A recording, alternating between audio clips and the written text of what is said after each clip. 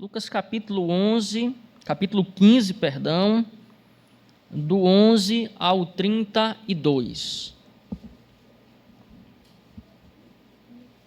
É uma parábola muito bonita. Eu, particularmente, considero a parábola mais bonita dentre as 42 parábolas que Cristo contou. Eu lerei esse texto. Diz o seguinte: continuou: certo homem tinha 2 filhos. O mais moço deles disse ao pai: Pai, dá-me a parte dos bens que me cabe. E ele lhes repartiu os haveres. Passado não muitos dias, o filho mais moço, ajuntando tudo o que era seu, partiu para uma terra distante e lá dissipou todos os seus bens, vivendo dissolutamente. Depois de ter consumido tudo, sobreveio àquele país uma grande fome e ele começou a passar necessidade. Então, ele foi e se agregou a um dos cidadãos daquela terra, e este o mandou para os seus campos a guardar porcos. Ali, desejava ele fartar-se das alfarrobas que os porcos comiam, mas ninguém lhe dava nada. Então, caindo em si, disse: quantos trabalhadores de meu pai têm pão com fartura e eu aqui morro de fome? Levantar-me-ei e irei ter com o meu pai, e lhe direi: Pai, pequei contra o céu e diante de ti. Já não sou digno de ser chamado teu filho, trata-me como um dos teus trabalhadores. E levantando-se, foi para seu pai. Vinha ele ainda longe, quando seu pai o avistou, e compadecido dele, correndo, o abraçou e beijou. E o filho lhe disse: Pai, pequei contra o céu e diante de ti, já não sou digno de ser chamado teu filho. O pai, porém, disse aos seus servos: trazei depressa a melhor roupa, vestiu, ponde-lhe um anel no dedo e sandálias nos pés. Trazei também e matai o novilho cevado, comamos e regozijemo-nos, porque este meu filho estava morto e reviveu, estava perdido e foi achado, e começaram a regozijar-se. Ora, o filho mais velho estivera no campo, e quando voltava, ao aproximar-se da casa, ouviu a música e as danças. Chamou um dos criados e perguntou-lhe que era aquilo. E ele informou: veio teu irmão, e teu pai mandou matar o novilho cevado, porque o recuperou com saúde. Ele se indignou e não queria entrar. Saindo, porém, o pai procurava conciliá-lo. Mas ele respondeu a seu pai: há tantos anos te sirvo, sem jamais transgredir uma ordem tua, e nunca me deste um cabrito sequer para alegrar-me com os meus amigos. Vindo, porém, esse teu filho, que desperdiçou os teus bens com meretrizes, tu mandaste matar para ele o novilho cevado. Então lhe respondeu o pai: meu filho, tu sempre estás comigo, tudo o que é meu é teu. Entretanto, era preciso que nos regozijássemos e nos alegrássemos, porque esse teu irmão estava morto e reviveu, estava perdido e foi achado. E ao presbítero, semana passada, eu falei sobre o arrependimento como uma necessidade. E mais do que isso, eu falei do arrependimento como uma necessidade universal, como uma condição que todos nós devemos ter a consciência de que precisamos manifestar diante de Deus. E eu fiz citando um texto muito interessante, no capítulo 13 do Evangelho de Lucas, quando o Senhor Jesus ele é surpreendido.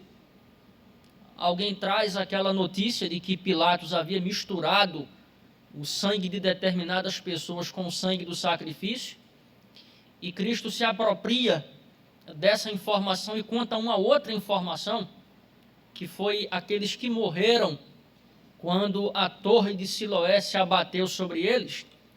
E ele, aproveitando esse momento, ele falou sobre a necessidade do arrependimento. E hoje nós vamos continuar falando sobre o arrependimento e tomaremos por base essa parábola que o Senhor Jesus contou e que todos nós aqui conhecemos muito bem. É do conhecimento dos irmãos que, do capítulo 15 do Evangelho de Lucas, o Senhor Jesus contou 3 parábolas. Primeiro, ele contou a parábola da ovelha perdida. Havia um grupo de ovelhas, uma se desgarra. Depois ele conta uma outra parábola, que é a parábola da dracma perdida. E na parábola aparece lá uma mulher que vai varrer até que ela consegue encontrar a dracma.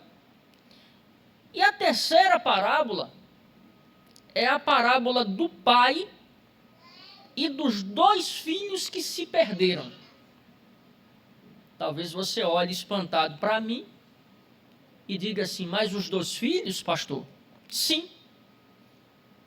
Uma leitura muito atenta do texto vai nos mostrar que, por caminhos e modos distintos, ambos os filhos se perderam. O filho que vai e o filho que supostamente permanece. Daqui a pouquinho a gente vai ver que tipo de relação esse filho mantinha com o pai.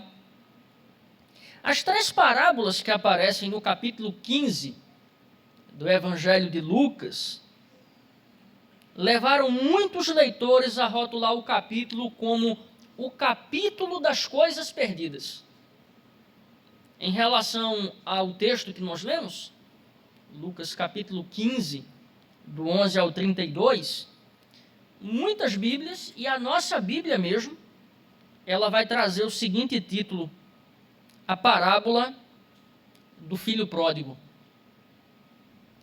Como eu salientei há pouco, uma leitura mais atenta nos mostra que os 2, lamentavelmente, por caminhos muito diferentes, por modos de existir completamente distintos, na relação com o pai, eles se perderam. O primeiro, quando ele abandona a casa paterna, ele vai para um país distante e lá ele viveu uma vida, vai ser descrita aqui no texto como uma vida libertina, dissoluta, uma vida imoral, uma vida não recomendável.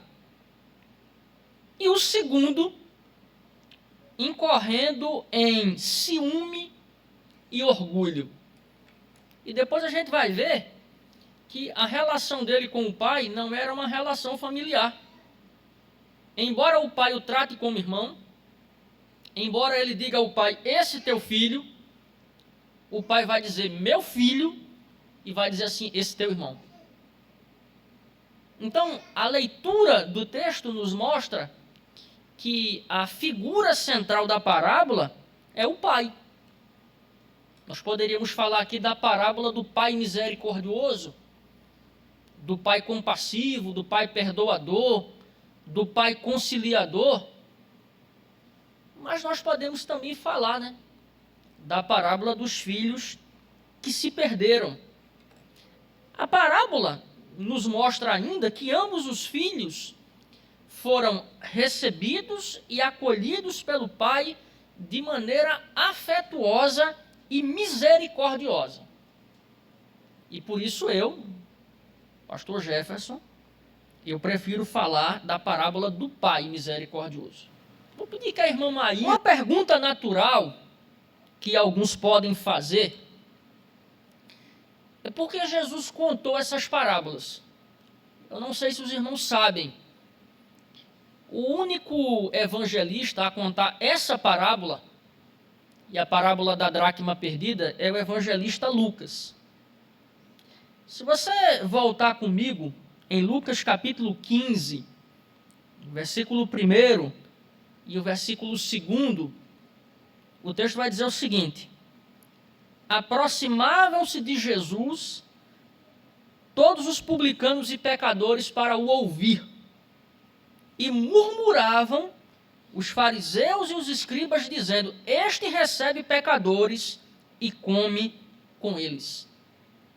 Ou seja, Jesus, no desenvolvimento do seu ministério, ele recebeu um grupo de pecadores, ele recebeu um grupo de publicanos, que eram cobradores de impostos, e os fariseus e os escribas, que eram mestres da lei, começaram a censurá-lo. Se esse homem é um homem de Deus, por que ele recebe essas pessoas? Aí Jesus conta as 3 parábolas: a parábola da ovelha perdida, a parábola da dracma perdida, e agora o texto que nós vamos meditar, baseados nele, a parábola dos 2 filhos que se perderam.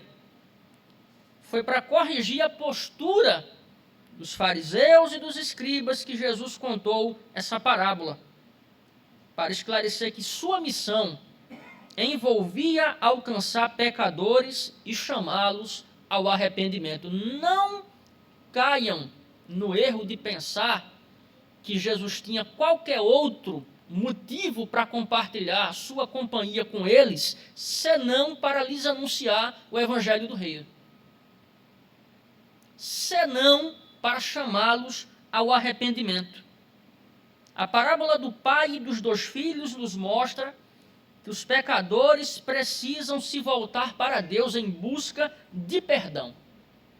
E mais, diante da miséria humana, Jesus Cristo apresenta a misericórdia e o perdão divino. Então ele aproveita aquele momento, não somente para pregar para os pecadores, para os publicanos, mas também para dizer aos fariseus e aos escribas: todos vocês são miseráveis e todos vocês invariavelmente necessitam se arrepender para que possam desfrutar da misericórdia e do perdão que somente Deus pode oferecer ao ser humano. Por isso nós vamos meditar hoje sobre a necessidade de arrependimento e do perdão divino. Esse texto aqui, ele nos ensina, segundo um determinado estudioso chamado Craig Blomberg, um grande estudioso das parábolas. Esse texto nos ensina aqui 3 lições. Primeira delas: o arrependimento e o perdão são possíveis desde que nos voltemos para Deus.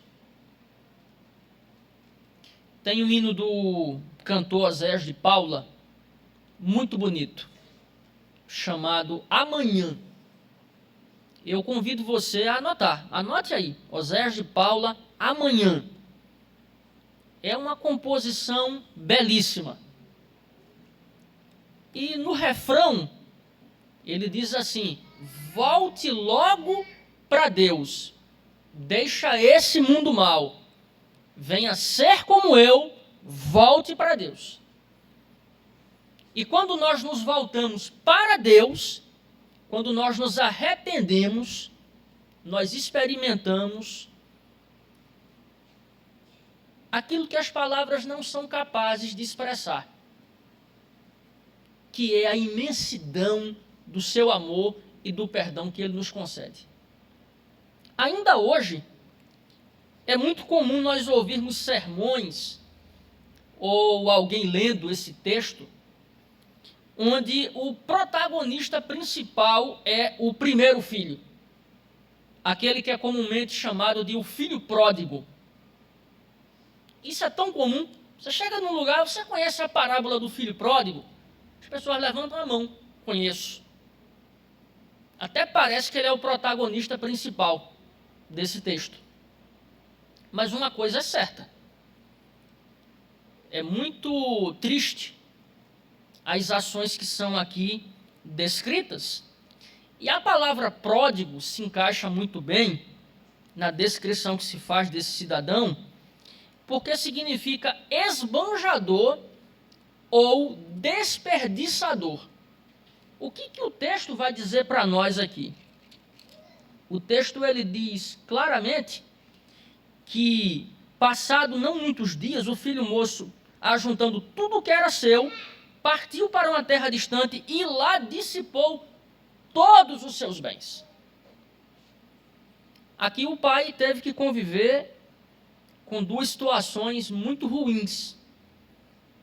Em primeiro lugar, a herança é alguma coisa que você herda quando o pai morre. Você não pede a sua herança quando seu pai está vivo. Porque pedir a herança quando o pai está vivo é uma declaração explícita de que você deseja a morte do seu pai. Uma outra coisa é que a parábola, nós não sabemos se essa história foi uma história real ou não, mas Jesus está contando uma parábola no contexto do Antigo Oriente Próximo. Você saía da casa do seu pai para formar a sua família. Aqui não. Ele sai da casa do pai, se emancipando da autoridade paterna. Então o pai foi abandonado, e além de ter que lidar com o abandono do filho, ele teve que lidar com esse pedido esdrúxulo. Pai, eu quero que você morra. Eu quero o que é meu. Quer dizer, ele estava pedindo aquilo que ele não tinha direito ainda, mas o pai deu. O texto vai dizer o seguinte,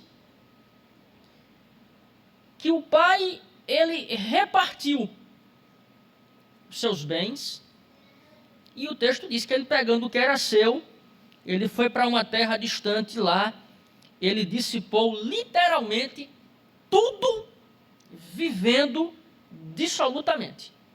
Ou seja, o primeiro filho se perdeu quando abandonou o lar paterno para viver uma vida devassa, desregrada, libertina. E no versículo 30, o irmão que ficou, que era o irmão mais velho, o segundo filho que se perdeu, ele vai acrescentar um detalhe.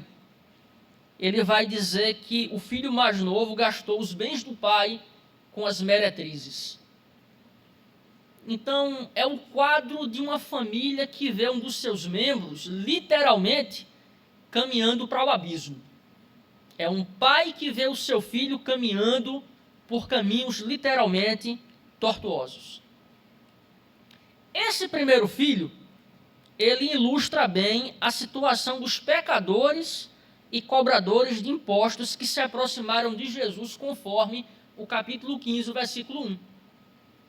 Então, para ilustrar a situação daqueles que estavam ali e que não eram de fato pessoas recomendáveis, Jesus contou a parábola e o primeiro filho representa aqueles que Jesus recebeu. Estes viviam uma vida à parte da graça de Deus. O próprio texto os descreve como pecadores e cobradores de impostos, que na época eram tomados pela população como pessoas indesejáveis, como pessoas desonestas. Ou seja, à semelhança do primeiro filho, estes viviam de maneira devassa e reprovável diante de Deus. Mas o evangelista Lucas nos informa que Jesus os recebeu, os acolheu, e o final do versículo 2 ainda nos informa que Jesus comia com eles. Então nós olhamos para a cena e vimos os serviçais do pai, o pai inclinado, recebendo aquele filho que havia ido embora. Lembra muito a cena de Jesus. Ele recebe os pecadores, ele recebe os cobradores de impostos, ele se digna a oferecer a sua companhia, o seu ensino àquelas pessoas, e o texto diz que ele comia com eles. Ou seja, eles tiveram o privilégio de desfrutar da presença abençoadora do nosso Senhor e Salvador. A pergunta a ser respondida é: por que Jesus estendeu tamanha abertura àquelas pessoas? A resposta é que Jesus veio chamar pecadores ao arrependimento e conectá-los com o Pai.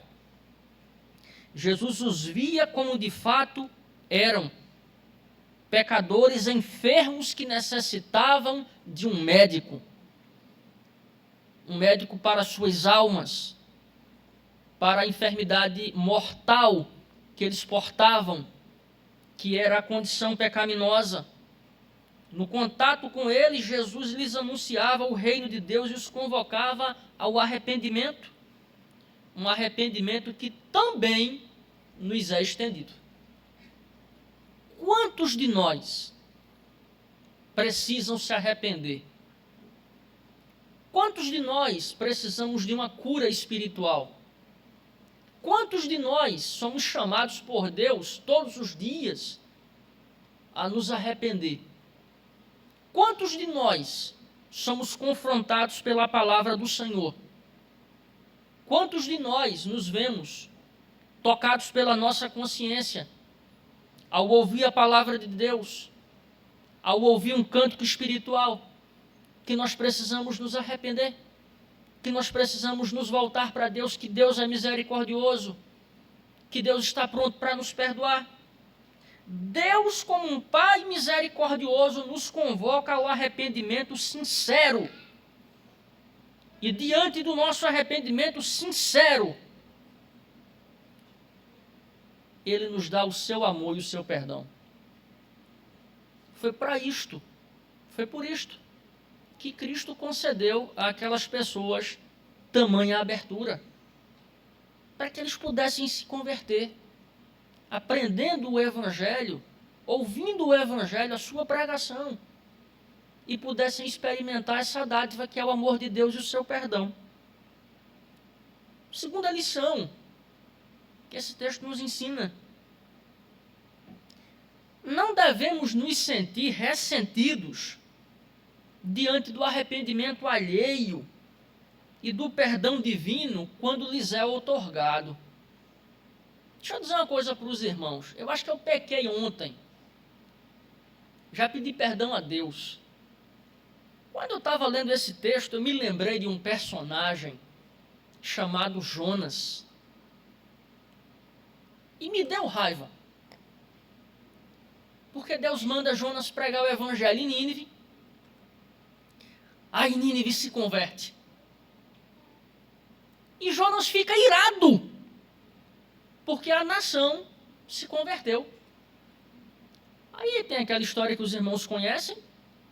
Cresce uma planta, Deus manda o verme vai lá, morde a planta morre e Jonas fica triste.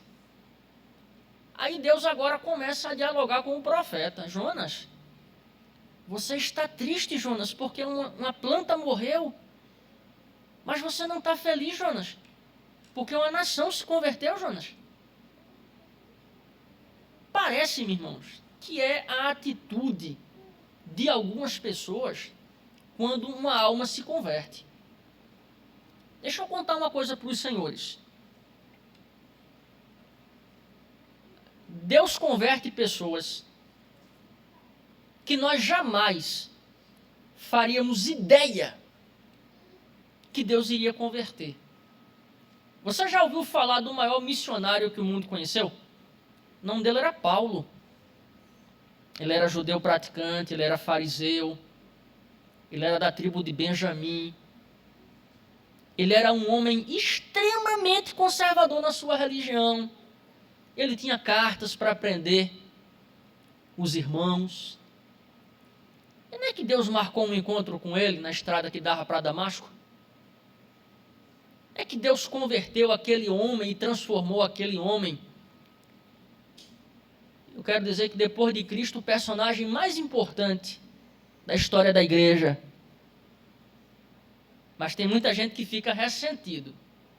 Ele se converteu, ela se converteu. Ele agora serve a Deus, ela agora é. E nem eu nem você devemos nos ressentir por isso. Aqui estamos diante de outra condição ensinada pela parábola. Deus, de fato, deseja que as pessoas se arrependam e recebam o seu perdão. Isso aqui não é brincadeira, não. Quando nós dizemos assim, Deus quer perdoar.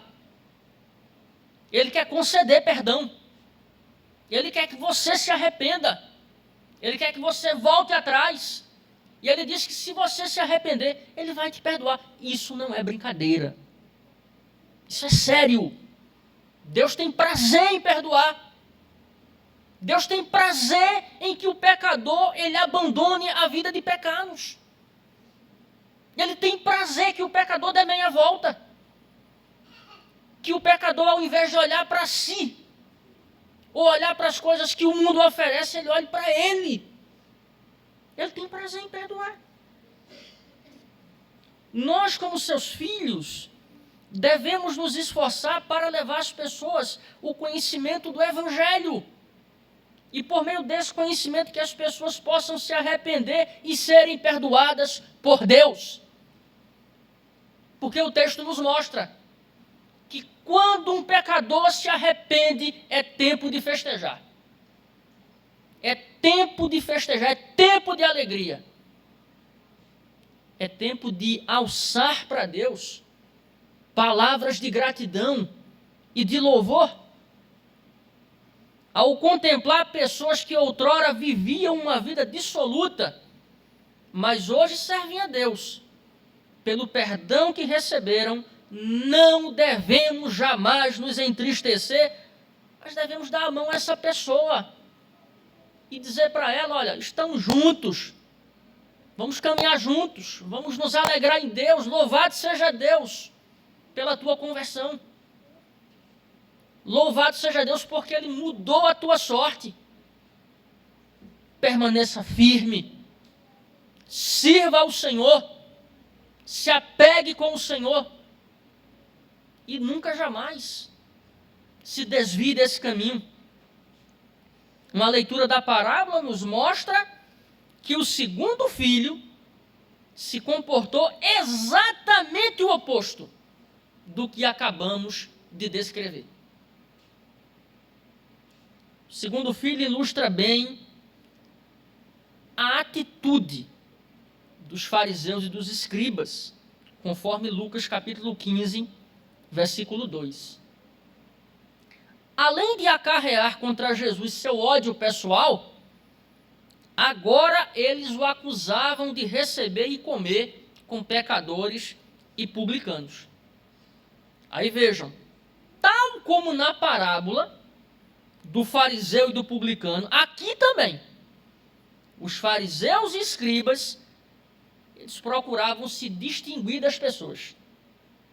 Seu altíssimo senso de autojustiça, de automerecimento, a sua autoimagem sobrelevada, os fazia se sentir superiores e justos diante de Deus. Então não era o olhar de alguém que olha para o outro como um conviva, não. Eles são leprosos, eles são pecadores, eles são injustos, eles não agradam a Deus, nós não podemos nos associar com eles. Essa é a imagem que a parábola conta, e por isso mesmo, eles nutriam um sentimento de rejeição em relação àquelas pessoas. Aí eu convido você a refletir comigo. Você está enfermo e você vai a um médico. O médico não fala com você, o médico não olha para você, o médico não lhe dá atenção. Qual vai ser o seu sentimento? Mas Jesus era um médico de almas. Ele tinha compaixão daquelas pessoas. Ele sabia que elas estavam enfermas. Ele veio como médico justamente para administrar o remédio para aquelas pessoas. Muito diferente da postura dos fariseus. Agora vejam, eles eram os líderes religiosos daquela nação. E nutriam esse sentimento de desprezo, pelas pessoas comuns. Na parábola há algumas atitudes do segundo filho que ilustram bem a atitude dos fariseus e escribas. Os versículos 28 a 30, o filho ele se indignou com a festa. O texto vai dizer, ele se indignou. O texto vai dizer, e não queria entrar.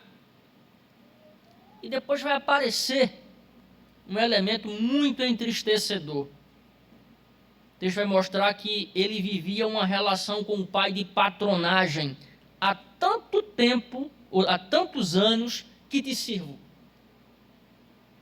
E depois o pai vai dizer assim, meu filho, há tanto tempo estás comigo, o que é meu é teu. Ou seja, um é o olhar do pai em relação ao filho, mas outro é o olhar do filho em relação ao pai. E o pior, ele não reconhecia o irmão como irmão. O texto vai dizer, esse teu filho. Ou seja, são pecadores. São pessoas indesejáveis. Nós não devemos, em hipótese alguma, nos associar com essas pessoas. Quer dizer, tudo na parábola procura mostrar como o filho mais velho se via diferente do irmão mais novo. E era exatamente assim que os escribas e fariseus olhavam para aquelas pessoas e se viam na relação com elas, e incomodava aqueles líderes o fato de Jesus receber aquelas pessoas e acolher aquelas pessoas. Então aqui há uma segunda pergunta a ser respondida. Qual foi a atitude de Jesus para com os escribas e fariseus? Jesus os identificou também como pecadores. Ele nivelou. Ele pegou uma régua que não falha nem erra e disse, olha, todos vocês são pecadores. Aqueles a quem eu acolhi e vocês que me censuram. Todos, invariavelmente, são pecadores. Jesus disse que eles eram tão pecadores quanto aqueles a quem eles censuravam. Embora eles não cometessem os mesmos pecados, seus pecados eram graves e odiosos diante de Deus. Jesus confrontou seu egoísmo, seu ciúme, seu orgulho, e disse para eles, vocês também precisam de arrependimento. Vocês também precisam de médico. Vocês também precisam de cura espiritual. E a menos que vocês se arrependam, vocês não vão desfrutar do amor e do perdão de Deus. Mas o texto nos apresenta também uma terceira lição, segundo o doutor Craig Blomberg. Deus perdoa aqueles que se arrependem sinceramente, vejam, e nos convida a fazer o mesmo. O que isso quer dizer? Que Deus é perdoador e que nós temos que ser perdoadores. Nós dizemos que temos a Deus por Pai. Nós dizemos que servimos a Deus. Nós dizemos que recebemos a dádiva do perdão divino. Fomos alcançados pelo amor de Deus. Agora é hora de compartilhar. Ele nos deu. Tratemos de compartilhar.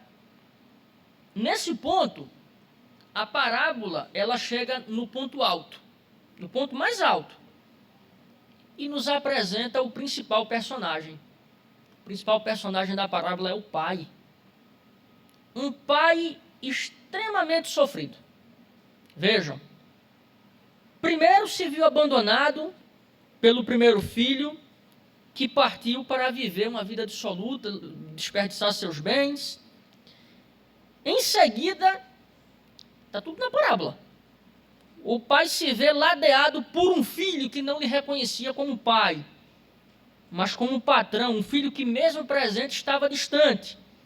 Um pai que viu um filho se entristecer pelo retorno do irmão para o aconchego do lar.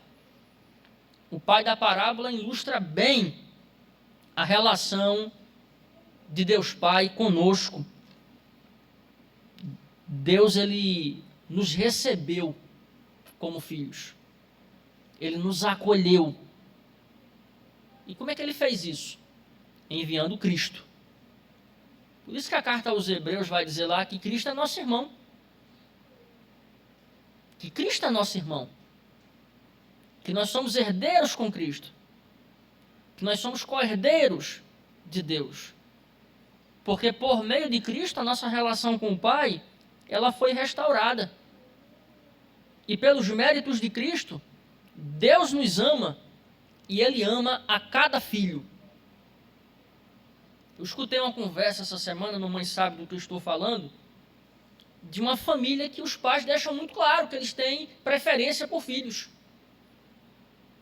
Deus só tem preferência por um filho, que é o filho amado. Mas olhando da terra para o céu, filho é filho. E Deus ama cada filho que ele tem. Porque cada filho que ele tem foi comprado pelo sangue de Cristo. Cada filho que Deus tem é especial para ele.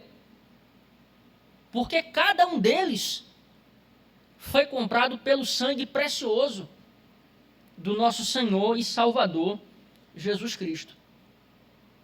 É por isso que Deus nos chama ao arrependimento, porque Ele nos ama. Se você abrir a sua Bíblia, em Apocalipse capítulo 3, versículo 19, ele vai dizer lá que ele repreende e disciplina a todo o filho que ele ama. Olha aí, eu repreendo e disciplino a quantos amo. Sê, pois, zeloso e arrepende-te. A parábola é linda e apresenta a reação misericordiosa do pai em relação a ambos os filhos. O texto é muito claro. Lá vem o filho, todo quebrado, faminto. A parábola não dá tantos detalhes de como ele retorna, mas a gente sabe que ele passou muita fome, muito frio, muita necessidade. E o pai corre, o abraça, o beija, manda vesti-lo, manda calçá-lo, manda colocar o anel, manda matar o novilho cevado, diz: vamos celebrar. Vamos celebrar. Porque meu filho estava morto e reviveu, estava perdido e foi achado. E começou a festa. Aí o filho mais velho estava no campo, voltou. Do versículo 25 ao 31, nós vamos ver que a atitude dele foi completamente diferente. E aí o pai teve que exercer misericórdia diante do ciúme e do orgulho. Ele vai dizer para o pai: há tanto tempo te sirvo, nunca transgredi uma ordem tua. Como se isso fosse um motivo de orgulho, né? Um filho obedecer um pai, honrar um pai, ajudar seu pai, trabalhar com seu pai, isso é dever de todo filho. Isso é algo natural a um filho que teme a Deus e que ama seu pai. E aí, a parábola vai dizer que o pai, ele naquele contato com o filho, ele vai dizer assim: meu filho.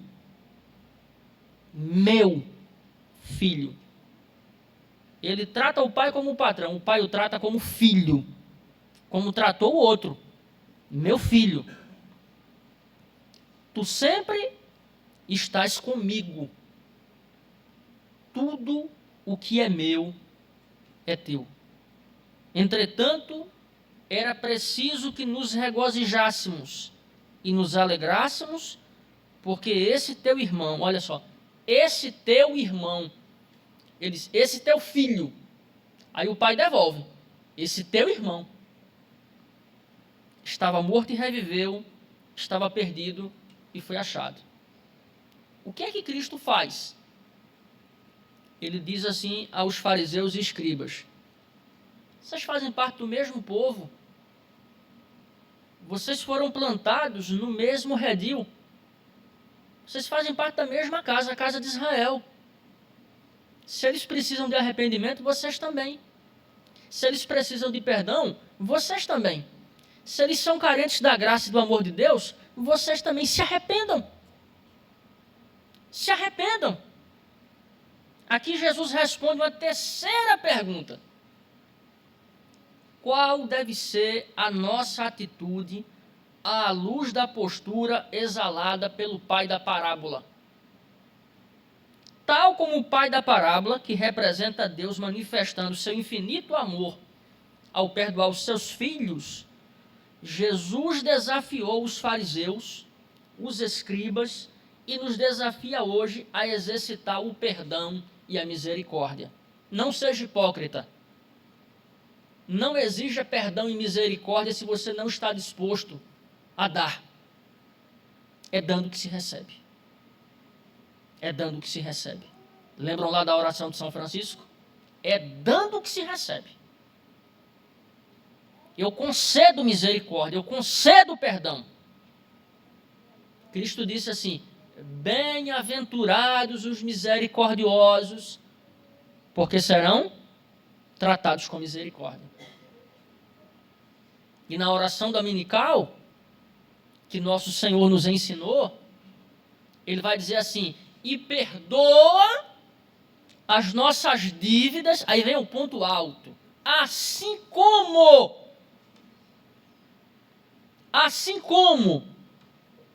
temos perdoado. A pergunta é: temos perdoado? Temos liberado perdão? Temos liberado misericórdia? Somos conhecidos por sermos misericordiosos? Então aqui nós temos a dimensão prática da parábola. Você recebeu o perdão divino? Você é alvo da misericórdia de Deus? Está na hora de você tratar as pessoas como Deus te tratou. Está na hora de você refletir a misericórdia e o perdão divino na sua vida. Todos carecemos de perdão e misericórdia, como todos carecemos de arrependimento. E pelo arrependimento recebemos de Deus um amor que não tem limites, irmãos. Em última instância, essa parábola fala de um pai que ama, e porque ama, perdoa, e porque ama, trata seus filhos com muito carinho.